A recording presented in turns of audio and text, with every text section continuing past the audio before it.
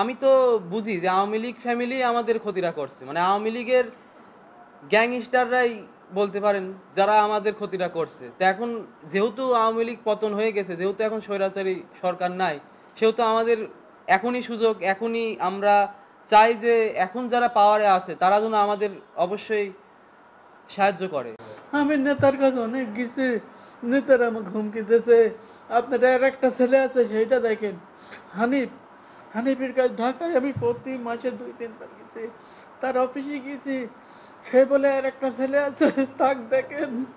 আমি চাচ্ছি আমার বেটা ফিরে আসুক, সবুজ ফিরে আসলে আমি সুস্থ হয়ে যাব। বুকটা যদি আমি দেখতে পারি, এই সরকার, বর্তমান যে সরকার আছে তার কাছে আমি আবেদন করছি,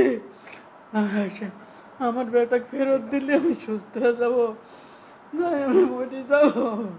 আমার ভাই কুষ্টিয়া জেলা স্বেচ্ছাসেবক লীগের সাধারণ সম্পাদক ছিলেন। 2015 সালে 15ই আগস্ট বঙ্গবন্ধুর স্মৃতিতে ফুল দিতে যেয়ে মদনপুর গেটে অনুষ্ঠানে সকাল 10:30টার দিকে মমিজুর রহমান মমিজ, তখনকার বহিষ্কৃত নেতা আওয়ামী লীগের, হঠাৎ অতর্কিত হামলা করে। হামলা করার পরে আওয়ামী লীগের ত্যাগী নেতাদের সঙ্গে তার হট্টগোল শুরু হয়। সে গুলি করতে করতে ওখানে হামলা করে। তারপরে ওখানে ছুরিকাঘাতে একটা ছেলে মারা যায়। মারা যাওয়ার পরে ওখান থেকে সব নেতাকর্মীরা যে যার মতো বাসায় চলে যায়। আমার ভাইও আমার বাসায় চলে আসে। কিছুক্ষণ পরে 1 নম্বর আসামি লাবু সহ হাফিজ, আতিক, হালিম, তাহের, রমজান, রবি এরা সহ আরও অনেকে এসে বাসার থেকে একরকম জোরপূর্বক ধমকের সুরে বলে যে নেতা ডাকছে, নেতার বাসায় এখনই যাইতে হবে। তখন আমার ভাই তাদের কথা মতো যাওয়ার পরে ওখানে রবিউল হাজি, সদর খান, আতা এবং হানিফের হলো যত সম্ভব ইসে ছিল, মোবাইলের ভিডিও কনফারেন্সে ছিল যে তুমি বাঁচতে হলে আমাদের কথা মতো চলতে হবে, কারণ ওই যেই ছেলে মারা গেছে তার পরিবার তোমার নামেই মামলা দেবে, তুমি এখনই কুষ্টিয়া ছাড়ো। এই কথা বলে যে লাবুকে সব কিছু বলা আছে, লাবুকে সঙ্গে করে তুমি ড্রিমল্যান্ড রিসোর্ট সেন্টার গাজীপুরে চলে যাও, ওখানে নিরাপদে থাকবে। সেই কথা মতো ওই দিনে আমার ভাই কুষ্টিয়া ত্যাগ করে। তারপরে রিসোর্টে যাওয়ার পরে লাস্ট 20 তারিখ রাতের বেলায় আমার ভাই শুধু আমার ভাবিকে ফোন দিয়ে বলে যে আমার ছেলে মেয়েকে দেখে রাখবা, তারা লেখাপড়া যেন করে ঠিক মতো, আর তারা যেন কোনো রাজনীতির সাথে জড়িত না হয়। তারপর থেকে আমার ভাইয়ের আমরা আর কোনো সন্ধান পাইনি। পরবর্তীতে এইসব নেতাকর্মীদের কাছে জিজ্ঞেস করলে বলে যে আইন শৃঙ্খলা বাহিনী ধরে নিয়ে গেছে।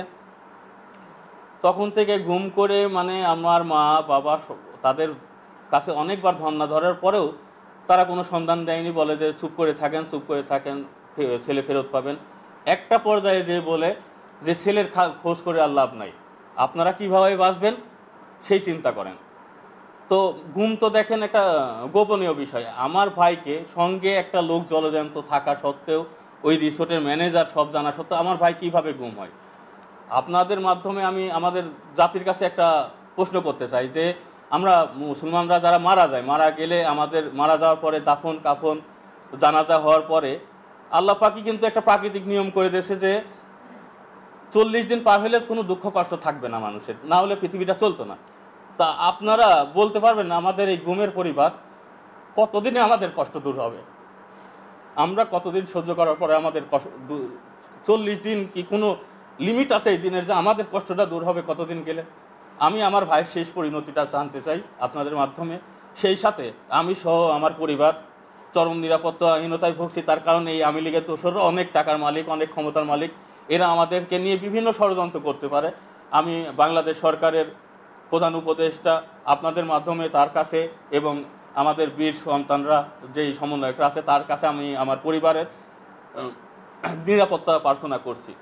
এই মামলাতে আমি যাদেরকে দিছি তারা তৎকালীন ক্ষমতায় ছিল এবং তাদের যোগ সাজসেই আমার ভাইকে গুম করা হয়েছে।